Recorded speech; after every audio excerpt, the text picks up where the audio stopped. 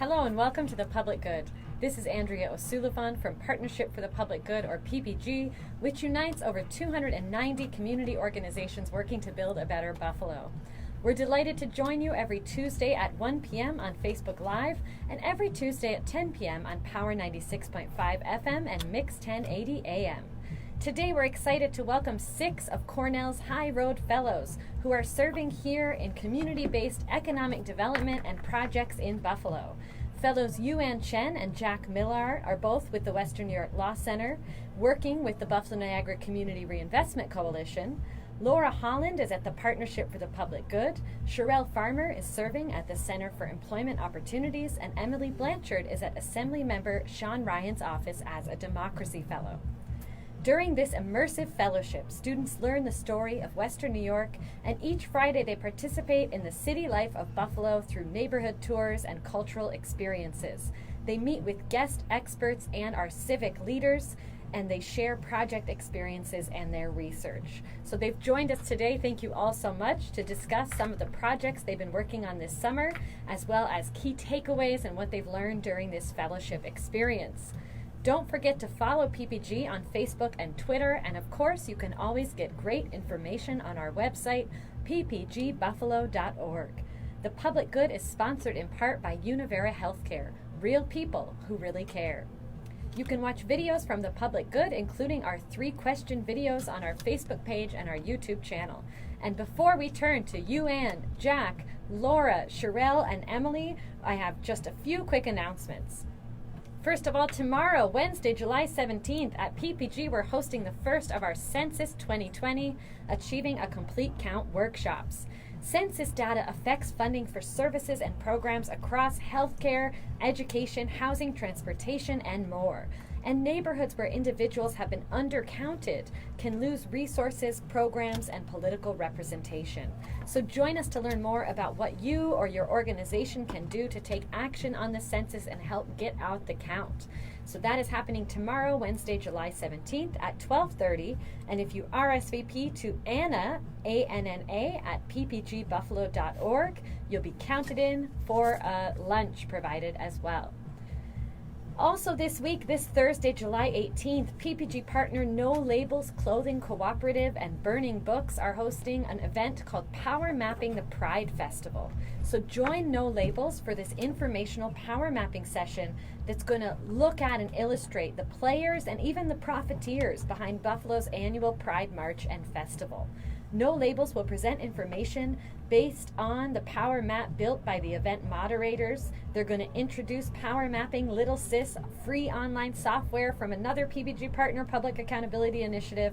And if you go, you'll also have a chance to network with other community members. And again, this is happening on Thursday, July 18th from 7 to 9 p.m. at Burning Books, 420 Connecticut Street. Free and open to the public, but a small donation is suggested.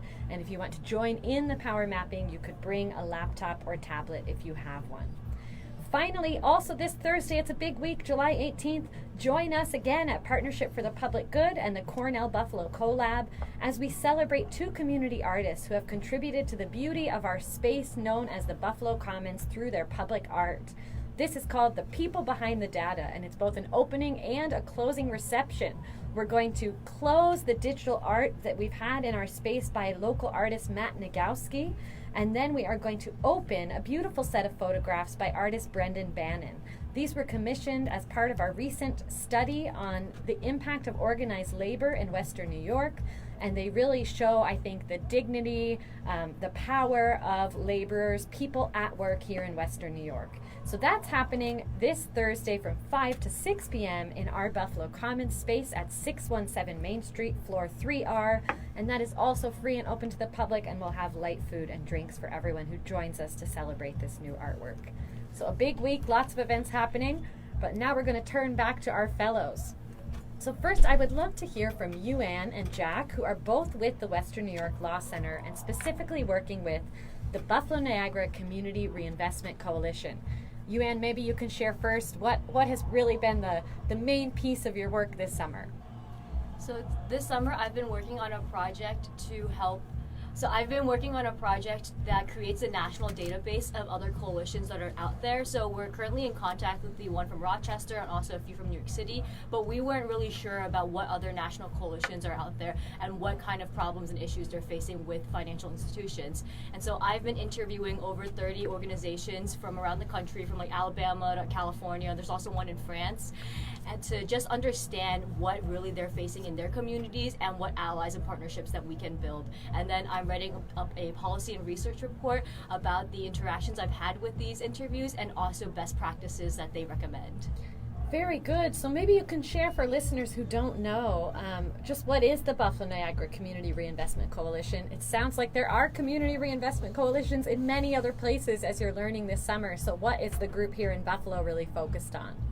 The Buffalo Niagara Community Reinvestment Coalition, also known as the BNCRC, specifically works with communities in Buffalo and the Niagara region, and they address issues about redlining and holding financial institutions accountable. And so we have 16 bank institutions here in Buffalo, and some of the major ones are Key Bank and M&T, which you guys see all around the city. And so we really talk to regulators and banking CRA officers, which stands for Community Reinvestment Act officers, about what they can do to bring reinvestment back into Buffalo.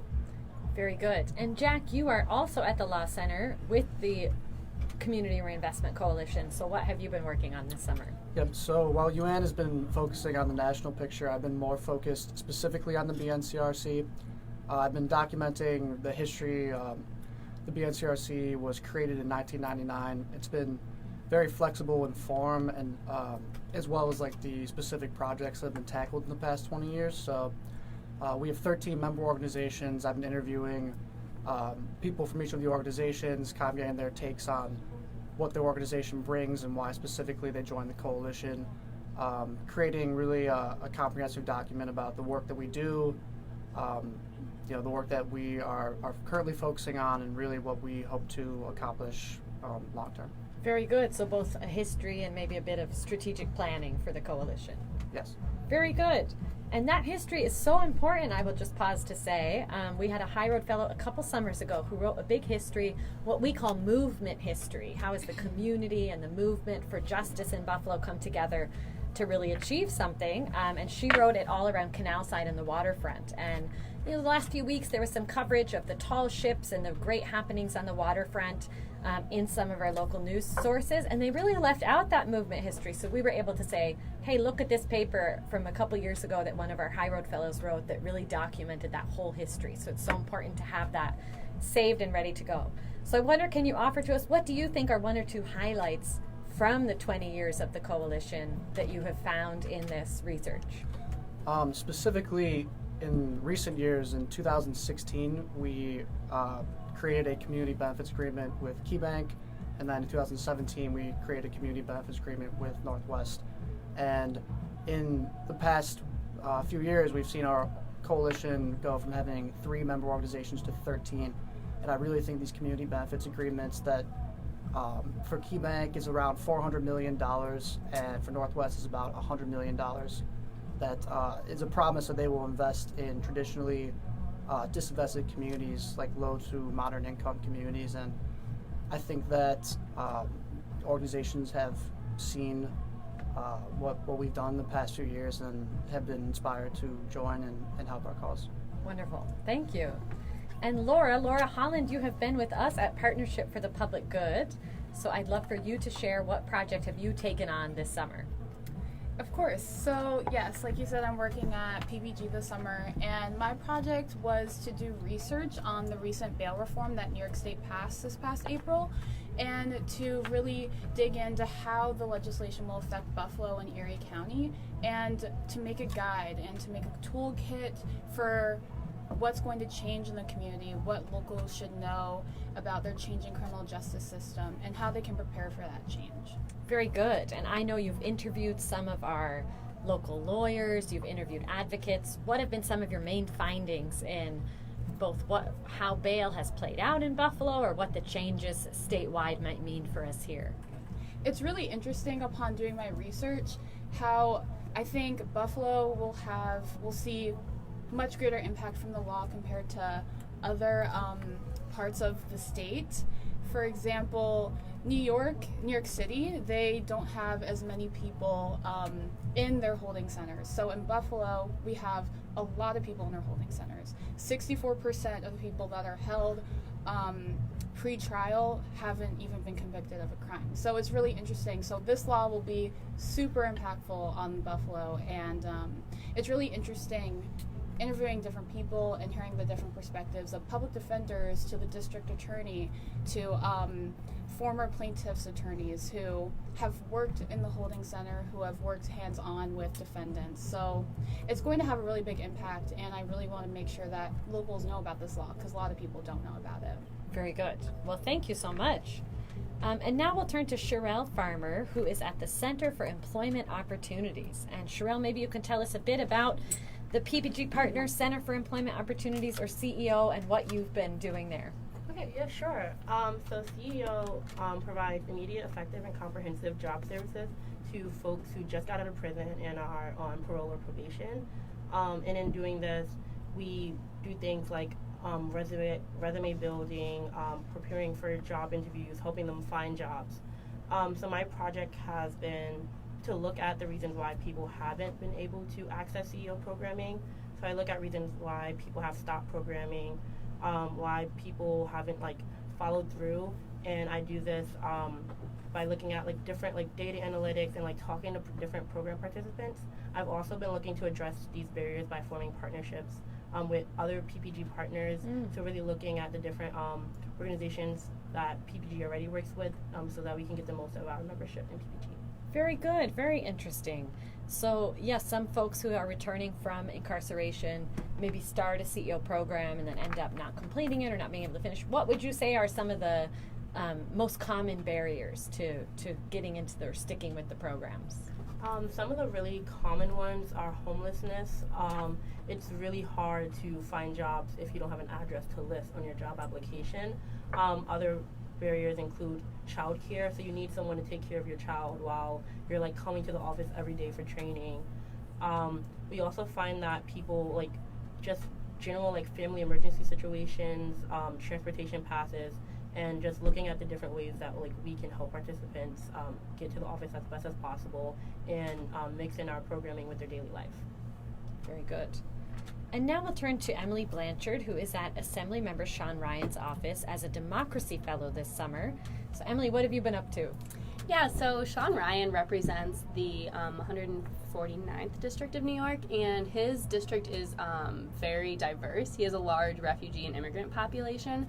So my project for the summer is looking at these communities of refugees and immigrants in his area and looking at some of the barriers to citizenship, and then also once these individuals do become citizens, looking at the barriers to voting and trying to ease this process of refugee to naturalized citizen, and then naturalized citizen to engaging in government in the United States.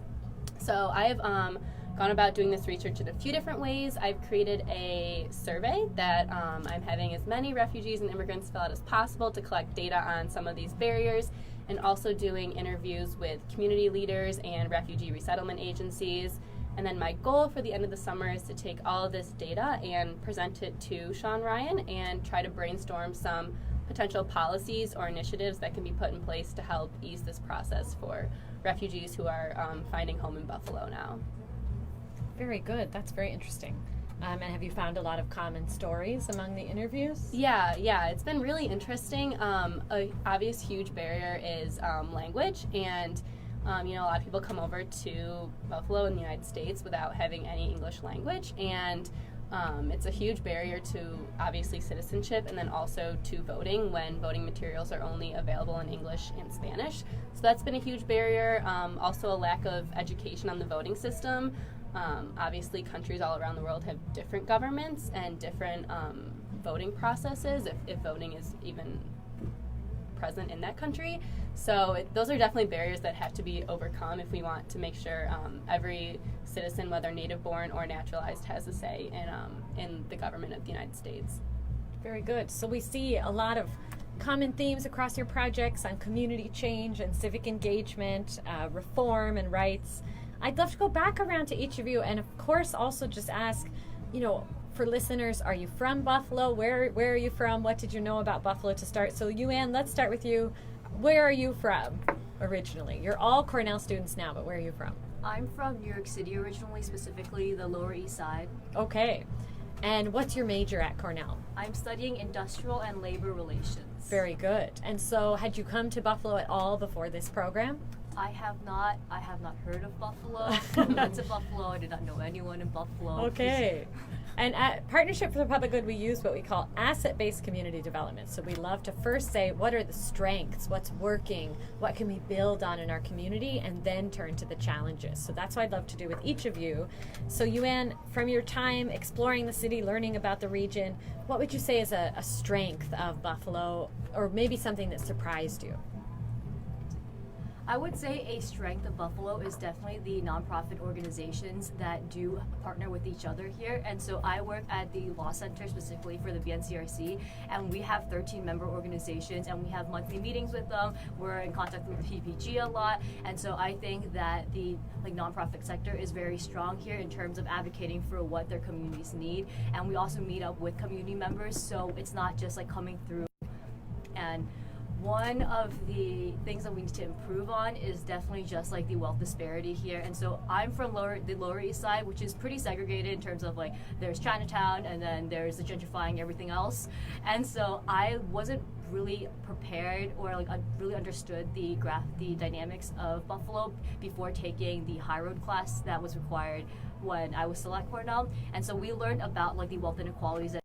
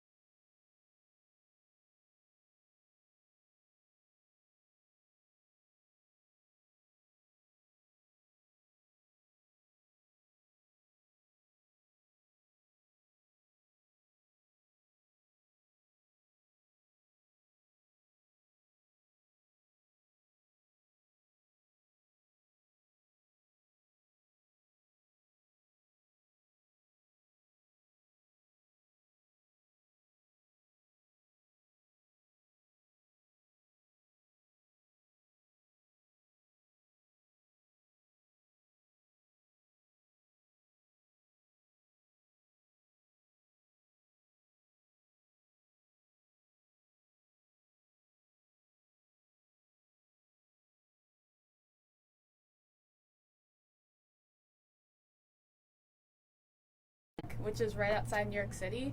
So I live about a half an hour from New York City. So growing up in that area it's super different than Buffalo. So it's been really interesting being here now. And I'm also studying industrial and labor relations. Very good, very good. And tell us, from your time meeting folks and learning about Buffalo, what is a strength and what is an ongoing challenge? Definitely. So I think a strength of the area definitely is its diversity. Before coming here, I knew that they had a diverse population, but I didn't realize how many refugees and people from other countries are here. So I think that has been really interesting. I think that the city really needs to embrace its diversity, and I think it has. I've been to lots of festivals, including World Refugee Day, that really does celebrate Buffalo's diversity, so I think that's really great. And I think I also think there's a lot of people who are passionate about criminal justice reform here, as I've went to lots of meetings and gone on lots of calls where local leaders and leaders around New York have talked about issues they're passionate about. So there are a lot of people who are working towards criminal justice reform, specifically bail reform in my case. So I think a challenge in Buffalo that I've seen is that more people need to be aware of these issues. It seems leaders in the police force and leaders who should know about these issues don't. So I just think spreading the word and making sure the right people in these positions of power accurately know what's going on and can effectively do their jobs. Very good, thank you. And Sherelle, tell us, where are you from originally? I'm from Brooklyn in New York City. Okay, and had you been to Buffalo at all before? No, I'd never been to Buffalo, and I wasn't necessarily sure what to expect. A lot of people told me that like Buffalo was dead and that there wasn't anything to do here. But then upon getting here, I realized that's completely false, and there's so much like to do here, and there's like a lot to explore. And Buffalo's definitely not dead; it's very alive. Yeah. I lived in New York City for about 8 years before moving back to Buffalo, and my goodness, when you say I'm from Buffalo or I'm moving back to Buffalo, people actually say, "Oh, I'm sorry," and these amazing comments that you can't really get away with saying that to anybody from anywhere else. It's very funny. So I can understand that. So it's great that we're one at a time bringing you downstate city goers up here and showing you the real Buffalo. So Sherelle, what are you studying now at Cornell? I'm also studying industrial and labor relations. All right, very good. So we do have some majoring in others, but everybody on the show today, there's about 20 students who are in this program, but the folks today are so far in ILR. And Sherelle, what would you say from your own analysis and learning, again, a strength and a challenge that you've seen in the city or region? I would say a strength is definitely Buffalo's ability to coalition build. Just seeing like the strength that PPG has, for example, and then CEO itself partners with a mental health organization known as Best Self, and also with like a youth performance org known as Young Audiences, and they both come and they serve our participants. So like those partnerships are very rewarding, and they help us maximize the public good. But I would say that challenge is definitely that we need an increase in youth advocacy in Buffalo. There are all these orgs, but I see like not very much programming to involve the youth that these issues impact. In fact, I wrote an op-ed about it because I think that when you involve youth in the conversation, you can create a lot more social change because it's closer to home. Very good. We'd love to share that op-ed from PPG as well. And we've recently created a civic educator position that we have someone working in that is meant to really go out to existing youth programs in our PPG partners, civic education or engagement. So we definitely see where you're coming from with that. So Emily, again, you're in Sean Ryan's office, but where are you originally from? Yeah, I'm from Elby in New York, which is a small town about an hour outside of Buffalo. Very good. And so had you come into Buffalo very much growing up? Yeah, it's pretty cool because Buffalo had always been kind of like a mini like tourist destination for me. I came here for Bills games, Canal Side stuff, the mall. So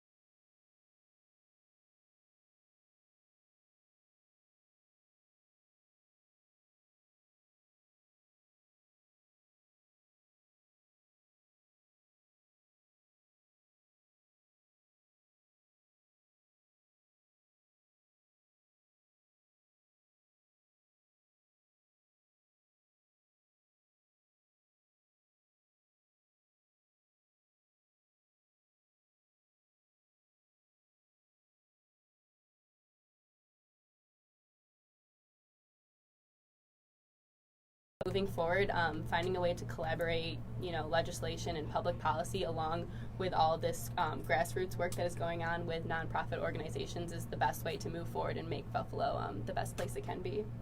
Very good. Well, thank you so much. So thanks to all 5 of you for joining us, Yuen Chen and Jack Millar, Laura Holland, Sherelle Farmer, and Emily Blanchard. It's been a pleasure to have you on the show, and also to have you on the ground here in Buffalo lending your talents this summer.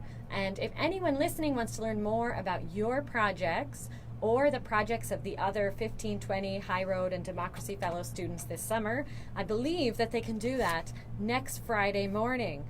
So next Friday, which is July 26th, that is happening at 9:30 at the new Ujima Theater in School 77, which is going to be a great showcase. Each fellow will give a short pitch of a presentation on what they achieved this summer and what they'll share on it going forward. So thanks to all of you for joining us. This is Andrea Ó Súilleabháin with Partnership for the Public Good, or PPG, which unites over 290 organizations working to build a better Buffalo. Join us next week, Tuesday, July 23rd at 10 p.m. on Power 96.5. Our guests will be from the Buffalo Arts Studio to discuss a new collaborative project, Night Boy, a graphic novel that tells the story of a 15-year-old victim of police brutality who becomes a pawn in a supernatural power struggle and a guardian of the City of Light. So we'll hear more about that art project next week. It's The Public Good, Tuesday at 10 p.m. on Power 96.5 FM and Mix 1080 AM.